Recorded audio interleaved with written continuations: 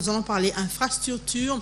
Malgré plusieurs tentatives de déguerpissement, le marché pirate de Matadi-Kibala continue à exister. Ces vendeurs poursuivent leurs activités en étalant à même le sol, si pas dans la boue. Cette situation inquiète les habitants de ce quartier de la commune de Mongafula. Ils disent être exposés à différentes maladies face à une totale indifférence des autorités compétentes. Images et commentaires. Les conditions dans lesquelles les vendeurs du marché pirate de Matadi-Kibala exercent leur métier ressemblent exactement à une porcherie.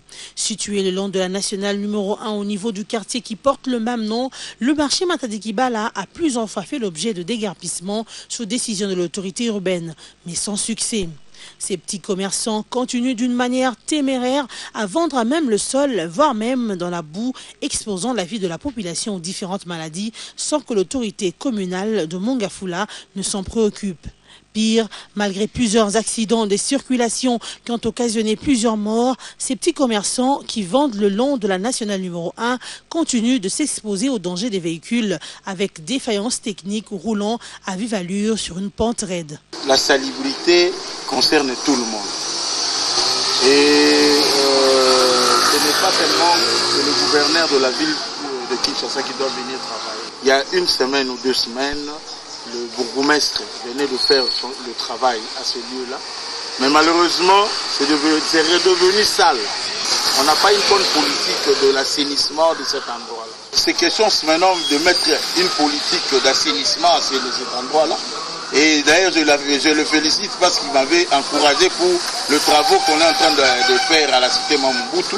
Et d'ailleurs, comme il avait déjà donné le coup de pouce pour le travaux là-bas, moi, c'est que je lui demande de continuer à travailler à cet endroit-là. Il est plus qu'urgent que le marché soit évacué vers un autre endroit plus sûr et que la révolution de la modernité qui a déjà commencé les travaux d'agrandissement de cette route reprenne rapidement le travail pour épargner la vie des paisibles citoyens.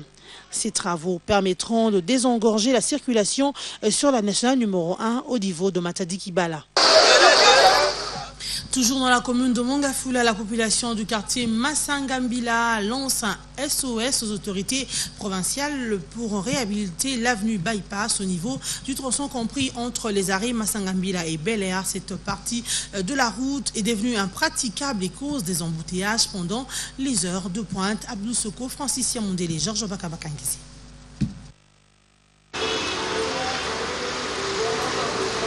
Il faut circuler à Kinshasa pour bien comprendre la réalité de l'état de ces routes. Malgré des initiatives prises par les autorités congolaises pour redorer l'image de leur capitale, en réhabilitant et surtout en élargissant certaines voies publiques, beaucoup de routes sont encore dans un état de destruction criante. Dans la commune de Mongafula, en passant par Bypass à l'entrée de l'avenue Masangambila, le constat est alarmant. Chaque pluie qui tombe à Kinshasa aggrave l'état de ce tronçon des routes déjà fortement endommagé. Cette situation complique la circulation des véhicules, surtout pendant les heures de pointe. La population du quartier Masangambila lance un cri d'alarme aux autorités provinciales pour réhabiliter cette voie de sortie vers le Bas-Congo.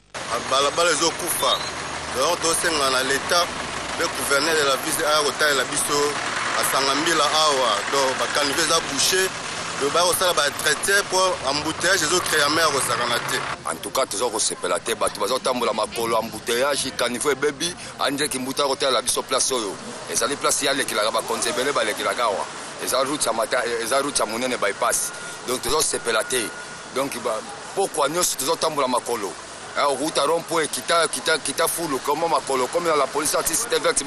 La réhabilitation de cette voie routière est une nécessité prioritaire, question de désengorger les quartiers de Mongafula et d'assurer la fluidité de la circulation dans ce coin non moins important de Kinshasa.